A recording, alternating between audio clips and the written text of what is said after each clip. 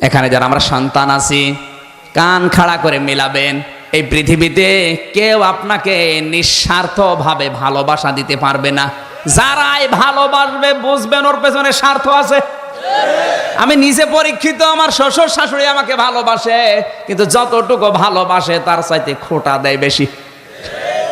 আমার বউ আমাকে ভালোবাসে, কিন্তু যতটুকু ভালোবাসে একটু যদি জিনিস কম হয় আমার 12টা বাজাবে। কিন্তু 2-3 মাস পরে আমার বাড়িতে আমি যাই, মায়ের জন্য যদি কিছু কিনে নিয়ে যায় আগে আমারে গরম দেয়, কেন টাকা খরচ করলি? আর শ্বশুর শাশুড়ির বাড়িতে যদি যায় আগে হাতের দিকে তাকায়। আপনি ঠিক বললেও ঠিক, না বললেও ঠিক। কারণ এই পৃথিবীতে আমি যতগুলো রাষ্ট্রে ঘুরলাম কোন জায়গায় আমি পাইনি যে নিঃস্বার্থভাবে মানুষ ভালোবাসা দেয়। যারাই ভালোবাসে ওর পেছনে স্বার্থ আছে। কিন্তু শুধু মা আর বাবা এই দুইজনের ভালোবাসায় কোনো স্বার্থ আমি পাইনি। এজন্য কোরআনে কারিমে আল্লাহ যত জায়গায় মা আর বাবার নাম দিয়েছে তত জায়গায় ব্যাখ্যা দিয়েছে। সূরা বাকারায়, সূরা বনি ইসরাইলে, সূরা আহকাফে, যত জায়গায় আমি পেয়েছি মা বাবার নাম তত জায়গায় পেয়েছি ব্যাখ্যা। আল্লাহ কি পাগল হয়ে গেছে? এত ব্যাখ্যা দিচ্ছে কেন? কারণ আল্লাহ জানে যে আমার পরে সব চাইতে বেশি এই লোকটার পেছনে শ্রম দিয়েছে ওর মা আর বাবা। কথা বলেন না কেন? বিশ্ববিদ্যালয়ে আমার এক বন্ধু কাঁদছিল, বললাম কি হয়েছে? বলে বিয়ে করার পরে আমার মায়ের সাথে বউর গন্ডগোল। বউ আমারে বলছে দেখো তোমার মা ভালো না, আলাদা হয়ে যাও। স্ত্রীর চেহারা খুব সুন্দর ছিল, শেষ পর্যন্ত মায়ের সাথে আবার নতুন করে ঝগড়া তৈরি করে আলাদা হয়ে গেলাম। কয়েকদিন পর দেখি মুরগিতে ধান খেয়েছে, এই নিয়ে মারামারি। আমি বাড়িতে আসলাম, বলে তোমার মাও ভালো না, বাবাও ভালো না, আমাকে নিয়ে যদি সংসার করতে চাও এদের থেকে আলাদা হয়ে আমার বাবার বাড়ি চলে যাওয়া লাগবে। শেষ পর্যন্ত ওদেরকে নিয়ে চলে গেলাম বাবার বাড়িতে। মা বাবার সাথে কোনো সম্পর্ক নেই, কথাবার্তারাও বলি না। এই মাঝখানে শ্বশুর আর শাশুড়ি মিলে টাকা পয়সা দিয়ে আমারে পাঠিয়ে দিল লন্ডনে।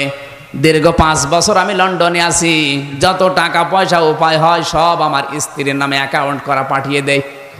মা বাবার খোঁজও নেয়নি, খবরও নেয়নি। কিন্তু হঠাৎ আমার প্লেগ রোগ দেখা দিল, সোয়াইসি রোগ, যেটা যার কাছে যায় তারই হয়।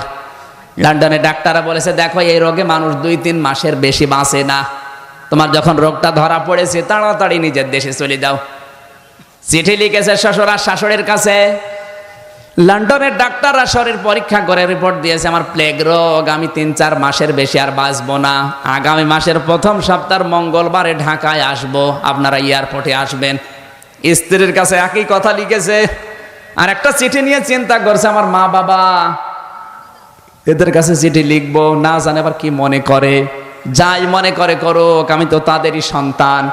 চিঠি লিখেছে মার বাবা, দীর্ঘ 5 বছর তোমাদের খোঁজ খবর নেইনি, এ চিঠি পেলে না জানি কি মনে করো। আগামী মাসের প্রথম সপ্তাহের মঙ্গলবারে ঢাকায় আসবো, এয়ারপোর্টে আসবেন। শরীর খারাপ, মায়ের কাছেও বাবার কাছেও লিখে নাই। চিন্তা করছে দেখি চিঠির জবাব আসে কিনা। হঠাৎ করে দেখে জবাব দিয়েছে শ্বশুর আর শাশুড়ি, চিঠির জবাব দিয়েছে জামাই বাবা চলে যখন আসতেছ তোমার শাশুড়ির জন্য লাল লাল চাদর আর আমার জন্য শার্ট আর প্যান্টের পিস নিয়ে এসো। স্ত্রী জবাব দিচ্ছে বান্ধবীদের স্বামীরা আসার সময় এই এই জিনিস নিয়ে এসেছে, তোমার আমি লিস্ট করে দিলাম, আসার সময় তুমি এই এই জিনিস নিয়ে আসবা। চিন্তা করে আল্লাহ সবাই তো জিনিস চায়, আমার শরীর কেমন আছে একটা বারও জিজ্ঞাসা করে না। আমার মা বাবা তো চিঠির উত্তর দিল না। ওরা যদি চিঠি পাঠাতো তাহলে দেখতাম ওরাও কোনো জিনিস চাই কিনা। হঠাৎ পিয়ন এসে বলে চিঠি, বাইরে যে দেখে মা আর বাবা দুইজন মিলে চিঠি লিখেছে। চিন্তা করছে না এই চিঠি আমি এখনই পড়বো না।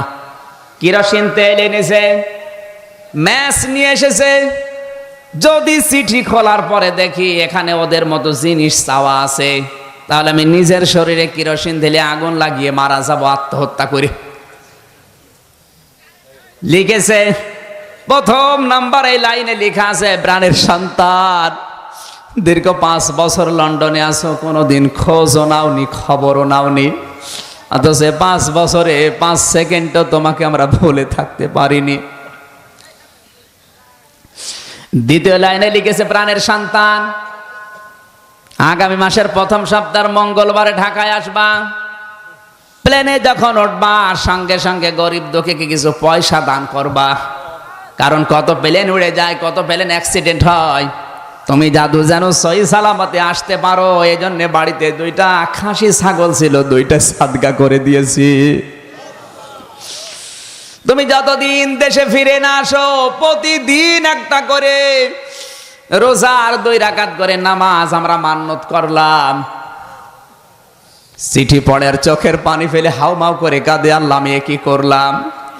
যাদের জন্য জীবনটাই নষ্ট করে দিয়েছি তারা জিনিস চাই, আর এদের খোঁজই নেইনি। এরা আমার জানের হেফাজতের জন্য নামাজ রোজা মান্নত করে, গরিব দুঃখীকে পয়সা দিতে বলে, খাসি সাদগা করে। আল্লাহ কারো জন্য যদি কিছু নাও নেই, অন্তত এই মা বাবার জন্য আমি জিনিস নিতে ভুল করব না। ব্যাগ ভর্তি করে এসে নেমেছে শাহজালাল বিমানবন্দরে। নামার পরে শ্বশুরা শাশুড়ি বলে কই আমাদের সেগুলো, বলে আনি নাই। আপনি তো জানেন আমার শরীর খারাপ, মার্কেটে যেতে পারি নাই, টাকা আছে আমার কাছে, ঢাকায় পাওয়া যায় কিনে দেব। বলে জানতাম যদি এরকম জবাব দেবে কখনো আমার মেয়ে তোমার সাথে বিয়ে দিতাম না। স্ত্রী ডাক দিয়ে বলে বাবার মায়ের জিনিস আনলে না, আমার সে জিনিস কই, বলে আনি নাই। বলে বাবার জিনিস আনলে না, মায়ের জিনিসও আনো নাই, আমার কথাও তোমার মনে নেই, তোমার মতো স্বামীর আমার আর দরকার নেই। এয়ারপোর্টে আমি তোমার এই ডিভোর্স দিয়ে চলে গেলাম। যাবে তো, কারণ তো বাঁচবে না। এ কথা বলেন। পাথরের মতো দাঁড়িয়ে আছে, চিন্তা করছে আমার মা বাবা মনে হয় আসে নাই, কই তাদেরকে তো দেখি না।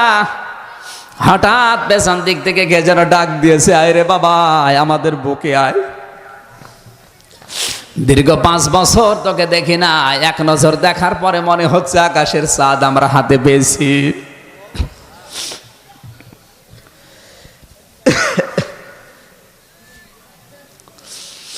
সন্তান মাকে পরীক্ষা করার জন্যে পায়ে হাত দিয়ে সালাম করতে গিয়ে বলে মা আমি কিন্তু তোমাদের জন্য লন্ডন থেকে কিছু আনতে পারি নাই।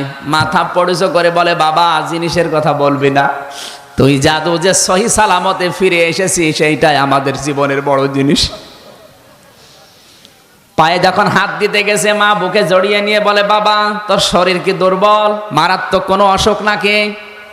ছেলেটা বলে মা তুমি তো ডাক্তার না, তুমি তো শিক্ষিতাও না, গ্রাম্য মেয়ে মানুষ, আর আমি তো চিঠির ভেতরে তোমার কাছে লিখেও নাই যে আমি অসুস্থ, তুমি কিভাবে টের পেলে? মা বলে বাবা 10 মাস 10 দিন তোকে আমি তরমুজের মতো বহন করেছি এই পেটে, ডেলিভারির কষ্ট সহ্য করে দুনিয়ার মুখ তোকে দেখালাম, 2.5 বছর পর্যন্ত তোকে দুধ খাওয়ালাম, 2 বছর 2.5 বছর তোকে বুকের দুধগুলো খাওয়ালাম, 25-30 বছর পর্যন্ত তোর পেছনে আমি শ্রম দিয়েছি, যে বিনা স্বার্থে এতগুলো বছর তোর পেছনে আমি কাটালাম, আমি মা কি বুঝবো না তোর শরীর ভালো না খারাপ? সত্যি করে বলতো তোর কি হয়েছে? ছেলেটা হাউমাউ করে কেঁদে বলে মা আমি আর কিচ্ছু লুকাবো না, কিচ্ছু গোপন করব না, এমন একটা অসুখ আমার শরীরে, প্লেগ রোগ, ডাক্তাররা বলেছে 3-4 মাসের বেশি আর বাঁচবো না। ও মা বাবা যা করেছি অন্তত মরণের আগে আমারে মাফ করে দাও। বন্ধু বলে আমির হামজা আমি দেখি সঙ্গে সঙ্গে আমার মা আর বাবা দুইজনের সেজদায় পড়ে গেল এয়ারপোর্টে, ডাক দিয়ে কেঁদে বলে আল্লাহ তুমি আমাদেরকে মেরে ফেলো, আমাদের হায়াত আমরা এই সন্তানটাকে দিয়ে দিলাম, আমার এই সন্তানটাকে দুনিয়ার কিছুদিন তুমি বাঁচিয়ে রাখো। নবীজি জানিয়েছেন মা আর বাবা যদি মন থেকে কিছু বলে ওটা কিন্তু সঙ্গে সঙ্গে আরশে চলে যায়। আমার আল্লাহ মা আর বাবার দোয়া কবুল করে ওই ছেলেটাকে কুদরতের দাওয়া পান করিয়ে চিরদিনের জন্য সুস্থ বানিয়ে দিয়েছেন।